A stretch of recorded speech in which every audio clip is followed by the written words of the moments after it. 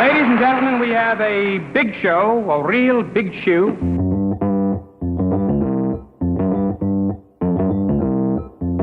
Live from Joe's mom's basement, it's the Stacking Benjamin Show.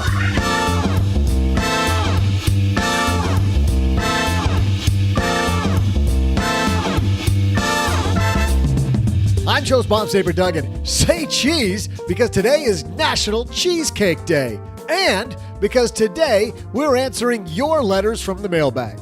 Is it easy to build a stream of money that comes in from your stocks? How do Roth 401k plans work? What's the name of that cool Fintech company from a while ago that we talked about that makes the thingy? You know, that one thingy. We'll answer those specific questions, plus throw down some mind-bending trivia, share some headlines ripped from the popular press, and much, much more. And now, two guys who always love a good mail day, Joe and O-G.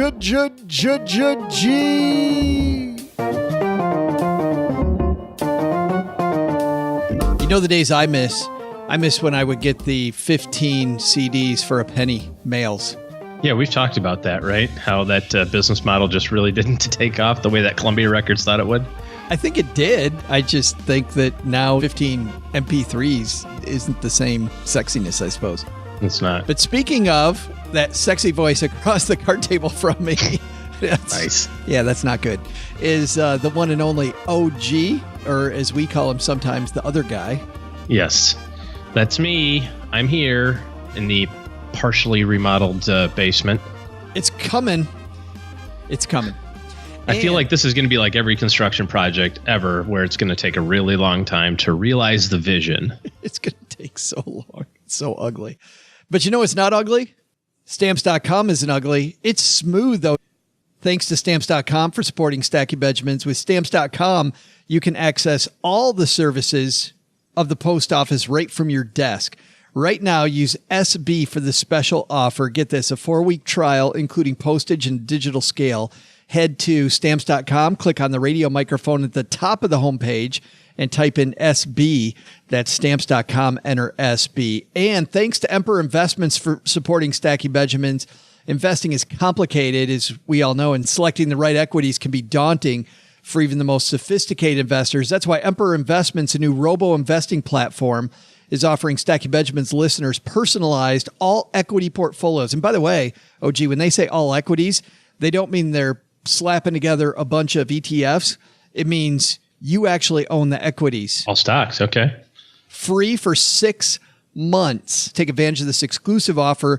Visit emperorinvestments.com/SB and select Stacking Benjamins podcast under How'd You Hear About Emperor during sign up. By the way, one of the things I like when you do the fee comparison, to know that you're actually buying the actual investments, because obviously when you have a robo approach that has already prepackaged investments inside of it, you've got the fee of the robo plus the additional fee of the underlying investment. They explain all that if you go to emperorinvestments.com/SB. All right. We got a lot of explaining to do, explaining to you about your letters that you sent us. I'm so excited. But first we have headlines. So let's get this party started. Hello, darlings. And now it's time for your favorite part of the show, our Stacking Benjamins headlines. Our first headline comes to us from NAPA-Net. That's the National Association of Plan Advisors, part of the American Retirement Association. It's written by Ted Godbout. What do you think about this, OG? Will working in retirement be the new norm? While few current retirees take a job in their golden years, a new study suggests that large percentages of future retirees expect to continue working during retirement, driven by uncertainty about Social Security and their own financial preparedness. PGIM Investments' 2018 Retirement Preparedness Study finds that only 6% of today's retirees work, but 52% of pre-retiree baby boomers, 58% of pre-retiree Gen Xers, and 43% of pre-retiree millennials expect to take on a full or part-time job during retirement. Perhaps not surprisingly, the study observes that these expectations may be linked to a decreased reliance on Social Security among these pre-retirees. So all the way through Gen X, it looks like people that aren't retired think they're going to be working during their retirement years. So they're not really retired. They're just got a different job after they get rid of their other job. What, the people now? No, these are pre-retirees. No, I'm talking about people that are going to say, "Hey, I'm retired, but I'm working full time." Yeah, right. like we talked about on a roundtable recently. Well, this has got to be just a function of reality setting in, right? At some point, you get to your workplace on the factory floor or wherever you work and go, "Well, darn it, I don't have any money, or I don't have enough money." And so, yeah, I have to keep working today because I've got average 401k balance is $100,000. That'll last 2 years. I think this is why it's important, OG, to love what you do, because the chance that you're going to live a lot longer are much better now than they were even 30 years ago. And because of that, you're going to need more money to fund that retirement. Means the nest egg needs to be bigger. Also, another reason why I think people think they're going to work longer. And because of that, man, if you're in a job that you hate. Well, it all depends on what kind of work you're doing, too. There's certainly jobs that people can do well into their 70s and 80s. Podcasting, for example, that would be a job that we could do. TV, radio, financial planning. But if you're out doing more physical type work, right, there is a function of just your body being able to do it. Well, then moving down the piece, it says pre-retirees need to be prepared for the unexpected. The study notes that 51% of retirees say they retired earlier than expected. And of that group, half say they retired more than 5 years earlier than planned.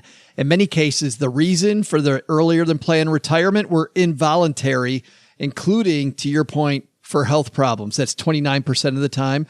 Then layoffs or restructuring, 14%. The need to care for a loved one, 13%. And the inability to find a new job was 10%.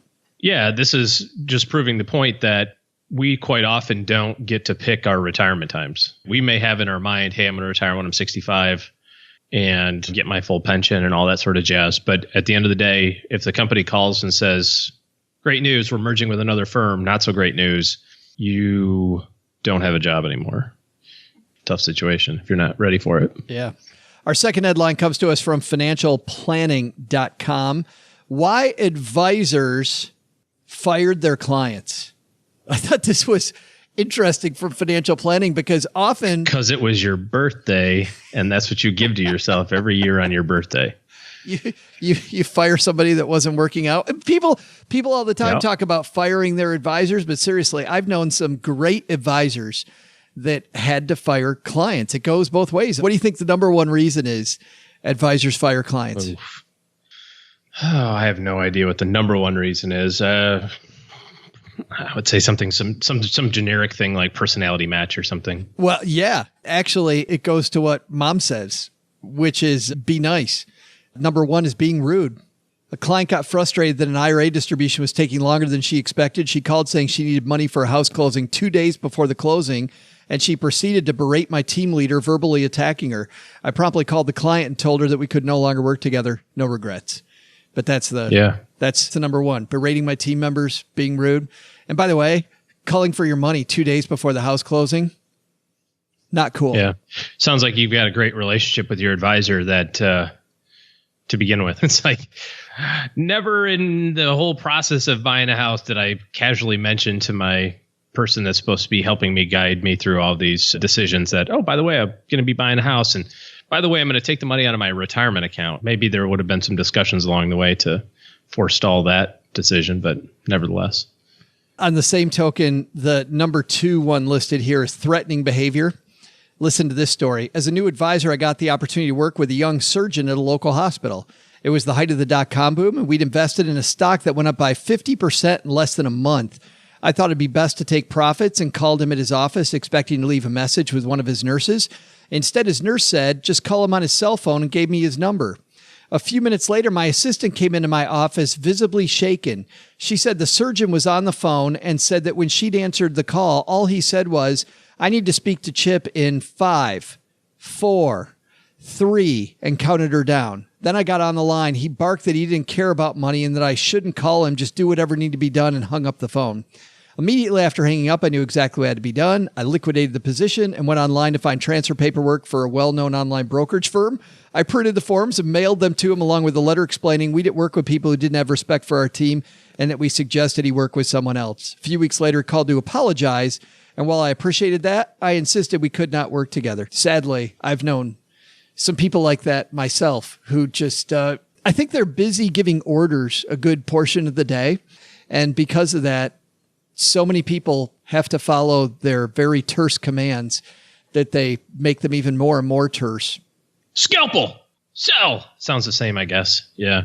Well, this is one of the reasons why when I talk to new potential clients, I spend a lot of time focusing on how I think we'll interact from a relationship standpoint, because I certainly know a lot of advisors, you do too, that are more interested in the dollars. Oh, they have $1 million portfolio or a $500,000 portfolio or $100,000 or whatever. And that's important because we got to have something to work with. But at the end of the day, I think about it like this. I've been doing this for 20 years. I've got another 25 years to do it.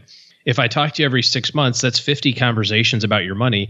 If we're going to have 50 conversations, the first couple better be pretty good. Otherwise, conversation number 46, 47, and so on are going to really suck. So I can usually tell right away. I think other people can too. And if you're honest with yourself, both if you're an advisor and if you're a client, you can go, hey, this doesn't feel like it's going to be a good match. And that's really important to me. And you kind of eliminate any of these relationship type issues at the very beginning, which I'd rather do, right? If it's not a good fit, it's just not a good fit. Yeah, so absolutely. Just imagine spending year after year with that person, which brings up the next one, clashing personalities. Here's a story. I had a client who was an engineer and abrasive in personality. I met him at an education session I'd done for his company. And during the course of the presentation, this was in the 90s, I suggested a modeling rate of return could be 10%. Every meeting, we brought reams of spreadsheets. If we made 10% or more, he said nothing. If we made less, he'd say, you said we could make 10%. I explained in what I thought was a professional fashion that I was using it as an example. He persisted, and it was annoying. Finally, I had enough and told him I was resigning. He looked shocked, and I said, you're not happy, and I don't feel right about it. I can't make you happy, so you need to find somebody who will. I know you'd resign if your boss was continually unhappy. He paused and said, my boss is continually unhappy, but that's not my fault. I said, mine either. Now either quit harping on the 10% or go someplace else. There you go. I had a client that came to me once and he said, oh, my last advisor was so rude. She said, when you find your magic wand, I hope it works. And he said, it was insulting. I hated it. 6 months later, as he was walking out my door, after I let him go, I said, you know what, Jim, when you find your magic wand, hope it works. Because he thought I was the next one. At first, well, that's a great question, right? I mean, again, we talk about clients interviewing advisors. Like, what's the list of questions that you should ask if you're a client? Tell me about your designations. Tell me about your experience. Tell me about your fee structure. What are the questions that you should ask if you're an advisor? Tell me about your other relationships with other professionals. And you can see that.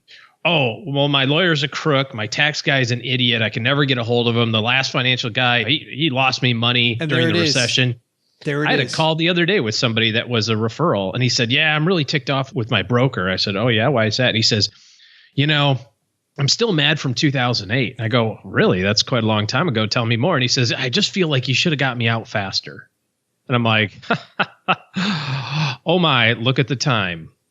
I have an urgent appointment back on planet Earth. Because I wouldn't have gotten you out at all. That's funny and sad. The next ones, and we won't go into all these, I'll link to them in the show notes at stackingbenjamins.com. But the next one is too much family drama, overspending, and they won't slow down. I've had that one. That's a really tough one. Yep. And then demanding too much. And I had a client like that was an extremely nice guy, but just super demanding. And I felt like we were working on his stuff constantly, and he was never paying his fees like I was working on his stuff constantly. We had to let him go, even though I really liked him. And I realized I'm spending all day doing Ed's work, and Ed's not paying me anything. Yeah, to do Ed's work all the time. Yeah. How much does it cost to get an hour of consulting time every day with you? It's like, well, it's the money I make every year divided by 2,000 hours. So how many hours of those do you want? But then they expect that, and I think that's lesson number one.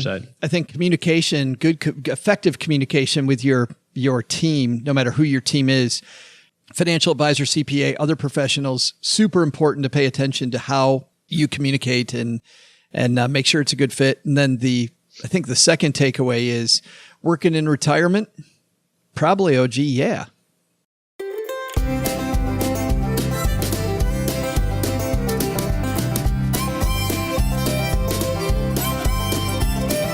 That's my favorite show, OG, because Doug just brought down a big old stack of mail. Big old stack.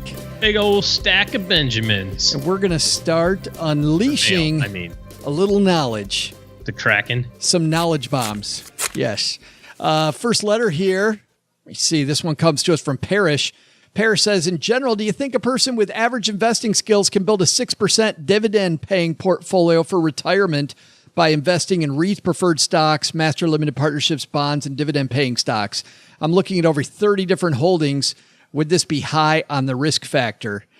Thanks, Parrish. What do you think, OG? Hey, Parrish. I think the first thing that we want to talk about is the question within the question, which isn't how do I get 6% out of my dividends or out of my portfolio? And do you think that's too aggressive? It's how do I build a lifetime sustaining portfolio that I can reasonably assume that doesn't run out? And I think a lot of people put focus on dividends, which is okay. But dividends are nothing more than just a different form of precipitation. You think about if it rains, if it snows, if it sleets, if it ices, if it hails, it's still water coming from the sky. So when you're getting a portfolio that's high dividends, 6%, which by the way seems really high, you're giving up something else. It's all return of shareholder value. If you run a company and you have a profit, you have two different things that you can do with that profit. Well, I guess maybe three. The first thing you can do is you can give it back to your shareholders. That's what we call dividends. Another way is you can take that money and buy other things with it to grow your organization, buy another plant or invest in a new product line. And maybe arguably a third thing would be to pay down debt or buy back shares or something to improve shareholder value that way. So it really doesn't matter if you get a 6% dividend in a portfolio, you're probably not going to get a lot of capital appreciation. If you get a lot of capital appreciation in a portfolio, you probably don't get a lot of dividends because it's all profit just being deployed in a different way. So I wouldn't focus so much on the 6% number being that hard and fast rule. I would be more looking at 3.5%, 4% of the distribution of the overall portfolio. And is that sustainable long term? That's an interesting thing because I find that people are allergic to selling. You feel like when you sell, you have less. But capital appreciation, if your portfolio works the right way, OG, those shares are worth more money, meaning you can have fewer shares and still have more money. Yeah. And if you do it the way Parrish is talking about here, going, hey, I'm going to try to get the highest dividends possible, which, by the way, there's two sides to that stick, too. Just like in bond yields, if you're trying to get a really high rate of return in your bonds, that kind of sometimes means that the bonds probably aren't really good. Just like if you try to lend money to your stake brother, you got to charge him 20% because he might not be good for it. Do you want to define that for a second? The reason why a high yield bond is high yield is because companies have credit ratings just like you and I do. And if a company's credit's bad, they have to pay high interest to the man like you and I do if we have bad credit. So that's essentially when you talk about getting a high yield on your bonds, you're talking about loaning money to companies with a not very good track record. Now, MLPs, a little bit different story. REITs, also OG, a little bit different story there. But high yield bond and companies that pay a massive dividend that aren't master limited partnerships, not a REIT, can be some sketchy stuff going on. When I was trying to get my first mortgage, I was trying to convince the banker that I was a high yield person. My family was high yield. He was going to get a lot of yield out of me. And he went, no, you're just junk. You're junk status. Junk. I can already tell. Yeah. Look at you. Said, no, it's the same side of this, it's a different side of the same coin. That's so funny. Yeah, thanks for the question, Parrish. Not the most efficient way. Also, another thing for Parrish, generally speaking, if you have all these dividends paying OG, especially at that rate, that excludes most municipal bonds, most tax shelter bonds, meaning that you're also taking distributions in a very tax inefficient way. Yeah, it could be. I mean, it kind of depends on the type of stock it is, right? If it's a qualified dividend, that's going to be taxed a little bit more efficiently. And it also depends on where your income is, because take this for example. If you have $1 million and let's say that you get $60,000 of dividends and they're not defined as qualified dividends. Well, now you have $60,000 of earnings, which is going to add to your taxability of, let's say, your Social Security. And now that adds to your Medicare premium payment. It snowballs all of these other things that happen, and it kind of takes you out of the driver's seat of controlling some of those things. To your point, if we were going to sell a portfolio, we could choose maybe, hey, this year we're going to sell all the way up to a certain tax bracket, even though it's going to be more, because next year we can take little. We'll just live off of our extra saving. You know what I mean? You can plan it out a little bit better. Yeah. Thanks for the question, Parrish. I got a letter here also, OG, from Dennis. Dennis says, hello, Joe, OG, and Doug. I haven't learned anything on your show, but still hoping to. Work for the man and have contributed to my 401k plan for over 20 years. I'm in my 4th year of Alight managing my account, so I'm evaluating their performance. Their fee is 0.2% of the balance. Like many people, I have high expectations for this year, and I'm not seeing the results. I can try Bloom and probably will, but my real question is starting in 2013, my 401k plan started offering the Roth option. I decided to split my 6% contribution. I didn't have any numbers to back this up. I just figured I wanted to do something. When I read about the 401k Roth, I interpret that both the amount I contribute and its interest and dividends will not be taxed when it's withdrawn, but the account statement only shows the Roth contributions. Am I correct in what I'm reading? If so, then who keeps track of the interest and dividends in the Roth account? I don't see a separation of Roth and standard 401k interest and dividends on my account. I only see the 401k Roth contributions. Tell Mom I really like to have some of her cookies. I'd like to come to the basement. See you more Benjamins. Dennis in North Carolina. Well, Dennis, we are doing some serious remodeling here and getting on the moving truck in a couple months. So come join us in January. But there's two different things going on here. He starts off. No, he's like, I've got a really important thing. Squirrel. I know. That's what I thought. I don't know anything about Alight. Here's what I do know is that you really want to have a conversation about how the money's being managed, because I don't know what Alight does, but I do know that often people's expectation is I'm going to hand money to so-and-so and baby, it's just going to go.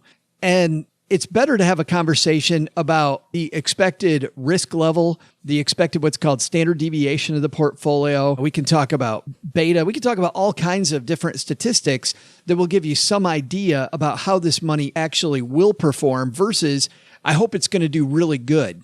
I hope it's going to do really good isn't a benchmark. And I want to make sure that I'm comparing my investments to a benchmark, and not in the way earlier we talked about the advisor saying, well, you said you do 10%. Not talking about that.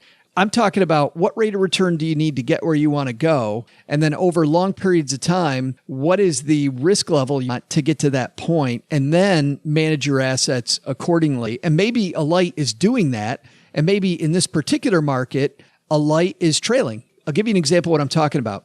Last week, we talked to Jordan Waldrop from the Vice Fund. If you look at the Vice Fund over the last 6 months, it is at the bottom of the barrel. And part of the reason is, and I asked Jordan this, but part of the reason is because those types of stocks in this particular environment don't perform that well. But if I go to a 10-year track record, OG, and I look at Vice stocks, that's a whole different ballgame, right? So it's not a 6-month battle we're fighting. It's a much longer thing. And whether I choose the Vice Fund or Buzz Index, Alight or Bloom or whatever it might be, I got to kind of know what I'm getting into a little more than they manage my money for me.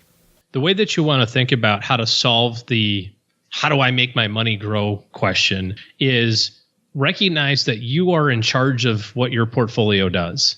And sometimes when I say that, people look at me like I have 2 bags on my head and not just one and say, what do you mean I can control what my money does? And then just in the market's going to do whatever the market does. And the answer is, yeah, we don't get to control day to day or week to week or even year to year. But I know over a long period of time, my expectations can be, here's what a portfolio of this style or this combination of investments has done over a really long period of time. Doesn't mean it's going to happen in the future, but that's what I can base my goals on. And so now we want to marry that with, well, what kind of volatility can you really tolerate? And quite often we're talking with people and they say, oh, yeah, in 2008, I stayed the course. It was hellacious, but I did it. I go, yeah, you had 20 grand and it went down to 19 or 18, or it went down to 11, but now you have 2 million. And if you went down to 1,000,001, you're going to just go, hey, stay the course. Hey, it's the same percentage, right? So you have to constantly reevaluate and put in dollars and cents. here's what this level of volatility means to me. This is what could happen. And then you marry that against, here's what my goals need. And so when you look at investment performance, sometimes we get misled by the market was up 14% this year. Well, who gives a crap what the market did? Because your money is not going to be invested like that because you have different goals and timeframes than your neighbor or whatever else. So you're right. You need to have a conversation with the investment manager at the beginning of the relationship. And frankly, 2 years into it is like changing horses at the quarter turn in the Kentucky Derby. You're not even into a half of a market cycle, let alone a full market cycle. And you're going, my horse is kind of in the middle of the pack and I'm not sure. I think I'm going to order up a new one. I would never advise that. The other part of your question is the Roth versus the traditional 401k. And you're absolutely right. Everything you said there, Roth 401k contributions are after tax, meaning you've already paid taxes on the money going in.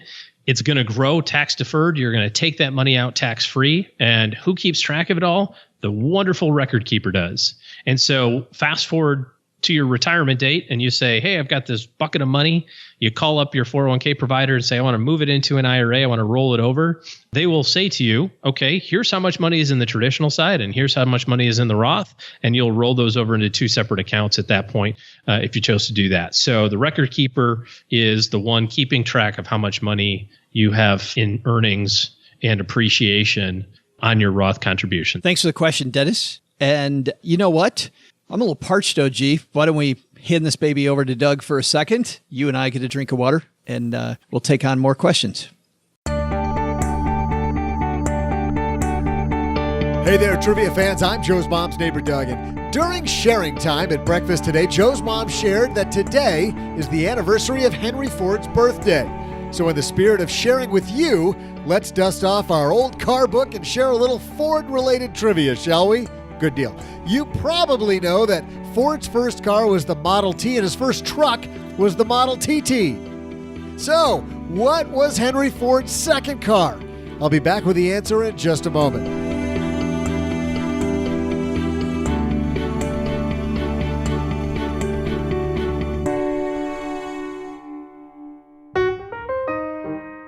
Well, these days, OG, you can get anything that you want on demand. I mean, people press play to get this thing started. Listen whenever you want, when it's convenient for you. Did you know you can even get postage on demand? All you need to do that, Stamps.com. With Stamps.com, you can access all the services of the post office right from your desk. Buy and print real U.S. postage for any letter or any package, all available 24 hours a day, 7 days a week. Imagine, OG, you can't sleep. It's 3 a.m. Why don't you mail your buddy a letter, right? Why don't you send us a letter down here in the basement? Yeah, it's just like Santa Claus. You just write Stacking Benjamins, the basement, Boom. And it will show up. Magically get here. Just click print mail and you're done. Stamps.com will even send you a digital scale. That's nice. I want to talk about something that I had happen in my Stamps.com account real quick, if I can interrupt for just a second. Absolutely. So occasionally I do like bulk mailing things. So I'm printing off all these labels, we're doing this media mail thing. And then all of a sudden I realize I totally screwed up the last 3 of them. It turns out they were big packages. It was about $80 worth of postage between these 3 things. And I'm going, son of a gun. I got to redo it. I just spent $80. No, sirree. There's a refund button. You just click a button. You click the things, the labels that were incorrect. You attest to the fact that you, hand to God, not going to really mail it. Boom, refund 2 days later. Super easy. That's really cool, by the way. I had a very similar... It was awesome. Yeah. I was so happy. Yeah. Yeah, I had a very similar experience, by the way. I was printing just the wrong... It was ugly. And Stamps.com just took care of it. I was sending out books to people in the basement, and I totally was getting the labels all stuff. Very similar story. Yeah, good stuff. Right now, use SB for a special Stacking Benjamins offer. Listen to this, a 4-week trial, includes postage and a digital scale. Don't wait, go to stamps.com before you do anything else. Click on the radio microphone at the top of the homepage and type in SB. That's stamps.com, then enter SB.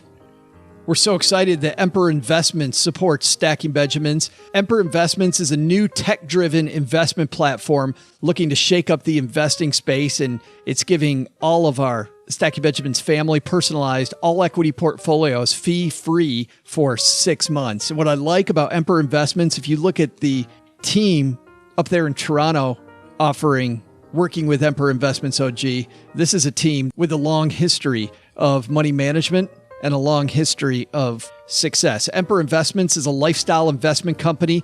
They understand investors have different goals and dreams: a new home, a dream vacation, retirement, and more. Emperor's platform creates customized portfolios designed to help you meet those life goals. Remember we were talking about earlier, OG? Start with the goal and work backwards? Yep. That's what we want to do with Emperor Investments. Emperor invests solely in individual dividend-paying stocks, giving clients tailored portfolios. To take advantage of this exclusive Stacking Benjamins family offer, visit emperorinvestments.com/SB and select Stacking Benjamins podcast under How Did You Hear About Emperor during sign up. emperorinvestments.com/SB.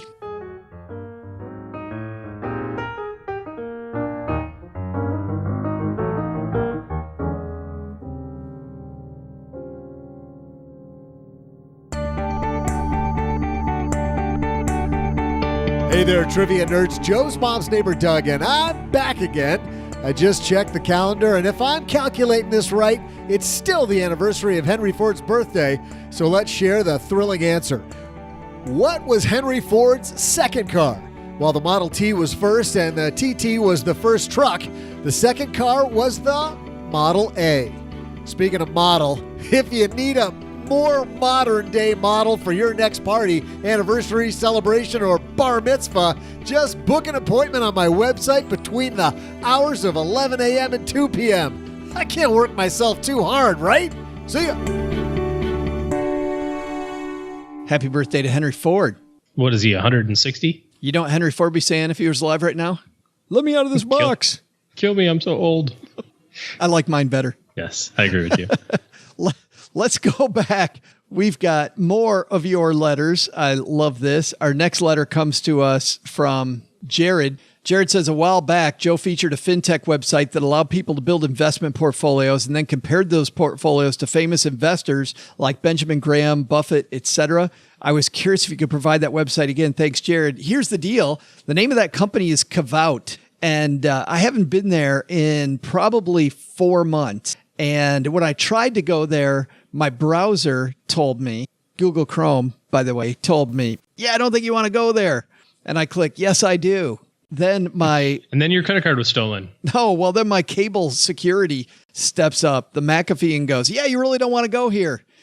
And I'm like, okay, I'm not going. So I'm not sure what's going on at Kavout right now, but it's spelled Kavout. And the sad thing is, we had Kavout on the show, as Jared mentioned, but they also won, OG, the second annual Fintech competition at FinCon. So Kavout, what looked to be like a fantastic idea. And I love the fact that you could look at how Benjamin Graham and Buffett and other great investors invest, and you can look up stocks using their approach and see how different stocks would be measured if you used a Benjamin Graham approach, or how it would measure if you used a Peter Lynch approach or a different one. Fascinating work that they were doing. I just pulled it up real quick. Had no problem. Really? Well, I can't get there, so I'm not sure what's going on. And OG just had his credit card stolen.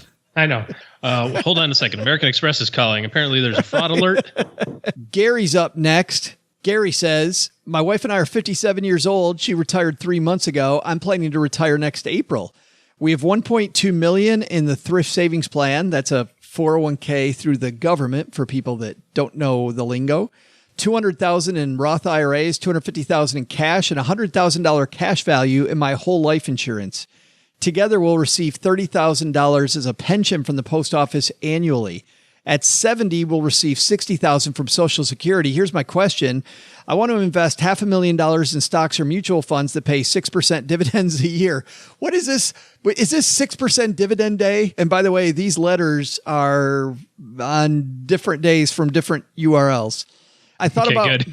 Yeah, right. I thought about buying AT&T and JP Morgan stock. They both pay greater than 6% per year, but how should I diversify my high yield investment? Expect great answers from you and OG. Haha. Love your show. I love how he puts haha. Expect a great answer. Haha.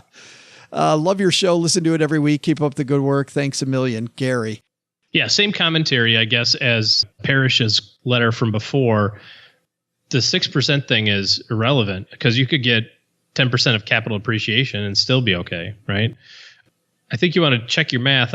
I'm not looking at JP Morgan, maybe the same way that you are, I don't see that their dividend is 6%. It seems to me that it's closer to 2%, which is kind of the going rate. So give or take about 2% is the yield of the S&P right now, plus or minus. So if you're finding something that's well above that, there's more to that story, is my point. Further, spending a third of your wealth into two different companies probably isn't the wisest thing either, regardless of how great their dividend yields appear to be in the moment. So refer back to Parrish's question, but I think you kind of think beyond just the dividend thing. We got all this money. All we're trying to do is have a lifetime sustaining income out of it. It doesn't matter if it's coming out of dividends or if it's coming out of capital appreciation or what. So be diversified. That's the biggest thing. I've got some questions, though, about some other things that he has. I'm questioning the $100,000 cash value in the whole life insurance. And I'm wondering what that's for, OG. With those pensions, do you think that's a way to maybe get rid of the survivor benefit on one of the pensions, especially since they both have post office pensions? No, I don't think that's not $100,000 worth of cash value. That's not that's not how they started those. I guarantee that. But if there's $100,000 in cash value, they've socked a decent amount of money into those. I know, but I'm saying we didn't start thinking about not taking a survivor pension. We call that pension flexibility, right? We weren't thinking about pension flexibility 30 years ago when we got the whole life policy. Right. There's a lot of layers to this. Again, the whole life stuff, maybe you want to consider maybe upgrading your 1980s life insurance policy, whether it's accessible or not, or useful to you in your long-term financial plan. Because that was my question. I mean, looking at the pensions and the fact that they both have those pensions based on the Social Security that they're going to receive, you have to question, along with their savings, what the use is of that money today. Yeah. And what's the likelihood of it continuing to grow? Right. And at what capacity? And definitely $250,000 in cash is too much. I love the fact they have $200,000 in Roths. And that money, of course, could be bigger. Do you think there's an opportunity with that cash and with the $1.2 million sitting in pre-tax money and only $200,000 sitting in Roth for them to maybe do a backdoor Roth opportunity?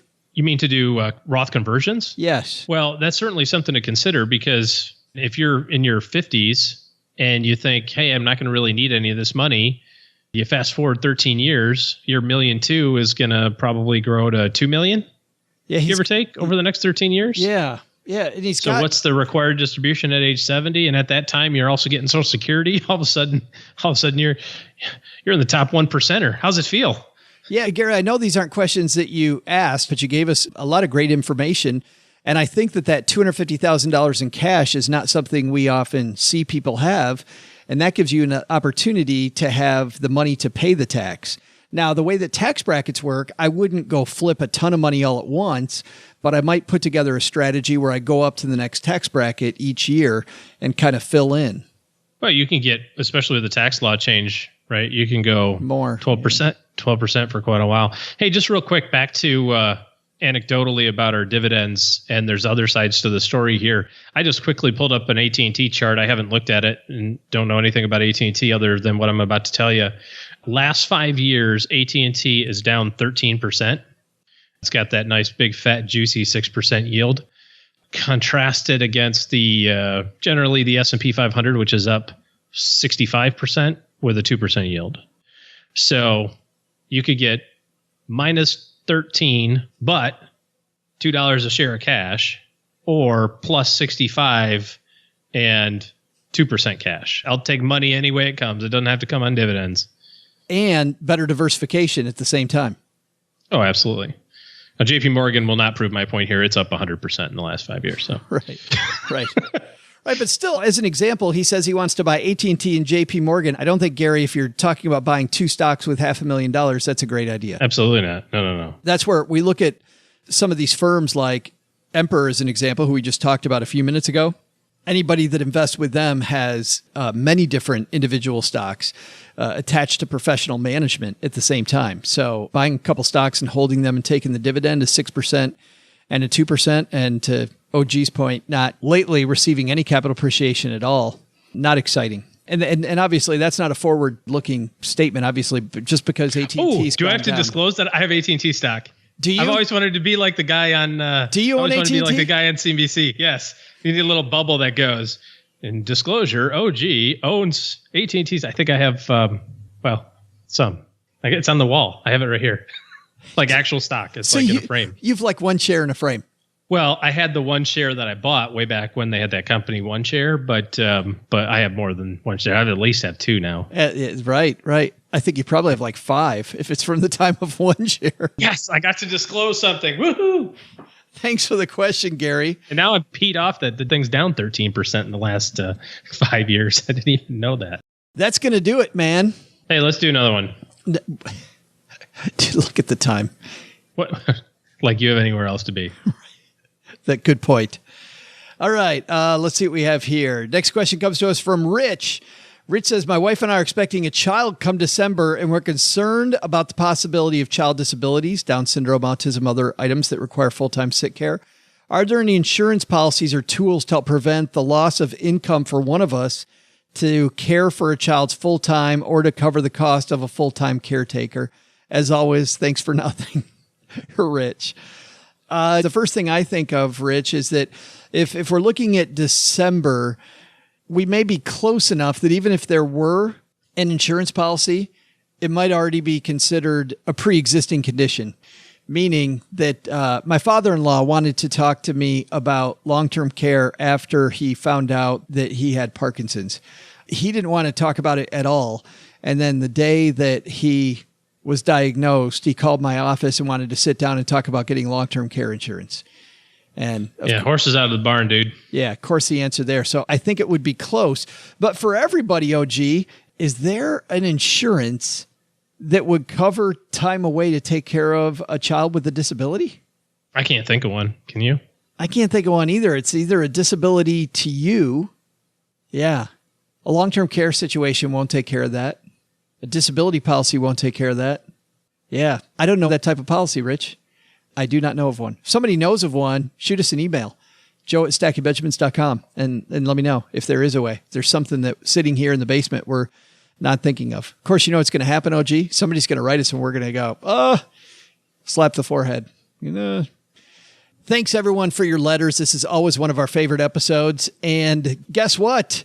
If you're somebody that needs so much help that just sending us a letter isn't what you're looking for, you really need good help in your corner. OG's taking clients. And OG, you're taking clients in a new way now. What's that all about? You're getting with technology, dude. Well, I kind of always used it, but I'm trying to experiment with some different ways to communicate. And I was thinking, hey, you might be thinking about this while you're driving, listening to the show. Yeah. Let's do it via text. Great idea. Text the word stacker to 44222, and that'll be your first step to having much better financial help in your corner. Thanks also to everybody, by the way, who's left us a review of this here podcast on either Stitcher or Apple Podcast or wherever you listen. We got a new one here, OG, that Mom's putting on her fridge. She was pretty excited about this one. 5 stars from Arto Say. The headline says, great show, ! They make learning a thing or two about finance fun. It didn't even have to be long. And Mom's ecstatic about it. She doesn't always like the War and Peace. It can be something very simple. Thanks a ton for everybody who's done that. And thanks to Arto Say for that one. And thanks to Mom for putting it on the fridge. All right, Doug, take it from here, man. What should we have learned today? So what did we learn today? First, are you building a portfolio based on just harvesting returns? Remember that there are other ways to score returns, and by limiting yourself to only dividend payments, you might cost yourself some money in tax savings or some efficiency with your investments.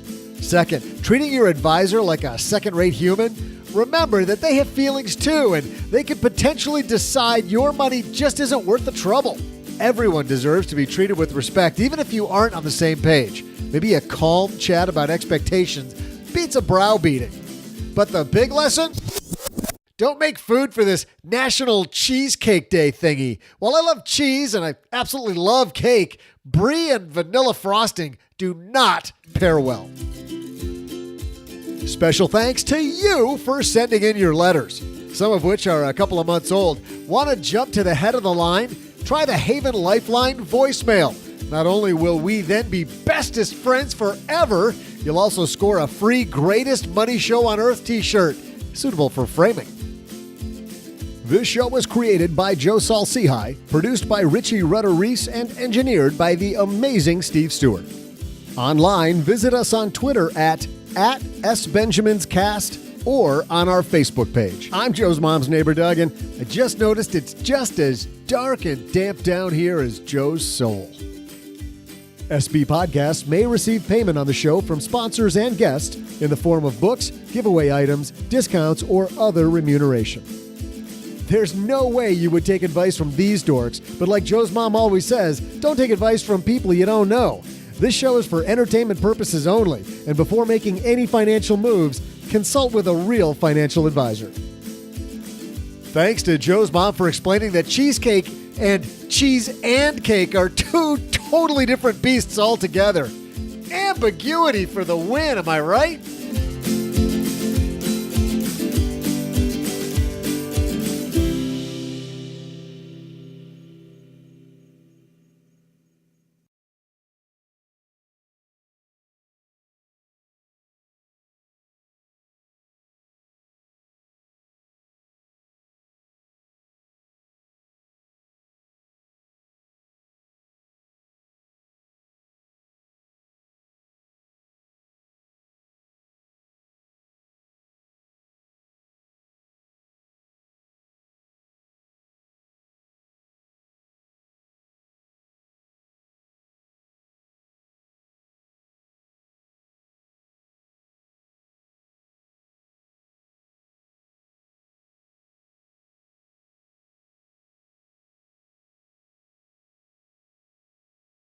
You and I both have movies that we've seen.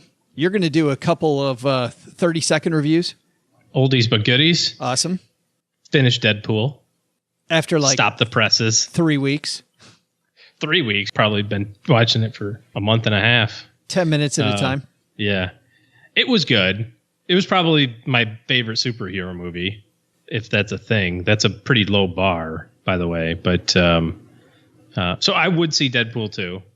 But I did kind of get tired of the male anatomy jokes. Okay. All right. Yeah. Okay. Yep. That's another funny joke about that. Okay. Yeah. So me personally, I also saw Passengers. Oh, with Chris Pratt and Jennifer Lawrence. Right. And they wake up early. Well, while they're on a trip on a spaceship. Mm-hmm. That thing got horrible reviews. Got terrible reviews. Yeah. I think they could have made it way more drama-y because he's the one that wakes up first. And then, anyway. Yeah. Not so much. Meh. So those are my 2 reviews. I went to see this movie in theaters using my movie pass before it goes away. I don't think it's going away. I think somebody's going to buy it. I'm going to buy movie pass stock, dude. Are you really?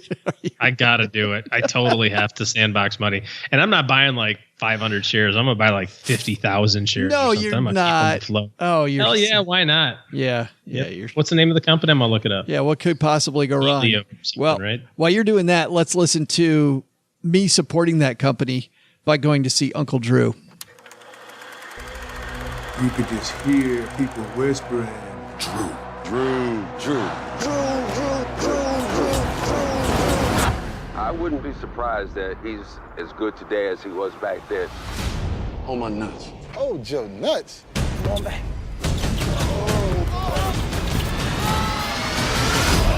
Don't do him like that, Uncle Drew. Ball on you in my favorite Timberlands. My girlfriend. It is the 50th anniversary of Rucker Park. This tournament is the center of the street ball universe. What makes you think you have a chance? Wow, I'm so cocky, baby. I'm so someone like you could combine the old school with the new school at the Rucker. I'll do it on one condition. Anything you want, It's got to be my team, my roster. okay, anything but that. Don't be slamming my door. Oh, I'm sorry about that. Hey, man, you just did the same. Gotta get the boys. And Uncle Drew sets off to get the boys, get his team, and of course they're a bunch of old men. Cool thing about this movie, OG, that I thought was that it was all the stars are played by either current or former NBA stars, and really fun. Of course, Chris Webber plays one of the people, And it's funny because as they're dribbling down the court, they tell Chris Webber's character in the movie, they say, now remember, we're out of timeouts. And he's like, what are you talking about? He's like, just wanted to tell you, we have no timeouts. And so they're ragging on him in the movie when he's even a different character. And it's funny because I didn't realize it was Chris Webber until they said that. I'm like, oh my God, that's Chris Webber. This is a movie with a really basic premise. A dude recruits a team gets stolen by another team. And so he's got to go create a new team, finds this old guy, Uncle Drew. Uncle Drew, as you heard in the piece, has to recruit his guys. And these old men and one old woman, of course, played by WNBA star, they proceed to just wallop most of the teams and make it to the finals. And then, that sets up the last 15 minutes of action. This movie was predictable and stupid. And that's exactly what I thought it was going to be when I walked in, which is why I really liked it. I thought it was pretty fun. I went in there just expecting, this is the same review, OG, that I gave Jurassic Park. Yeah. Same review. Thought it was going to be, yes, it was going to be dumb with a bunch of people playing basketball. Listen, this is not going to be an Academy Award contender. These people are not actors. I thought it was really cool. As Cheryl and I were walking out of the theater, she said they did really well for people who aren't professional actors. So Uncle Drew gets a modified thumb up. If you're not somebody who likes sports movies and you're not somebody looking just for dumb entertainment, then you probably don't want to see Uncle Drew. But those two caveats are fine. And I think it's even better if you like basketball. Good stuff. Okay. Uncle Drew. All right. We got to go. Yeah, we do. Busy. No, it's crazy.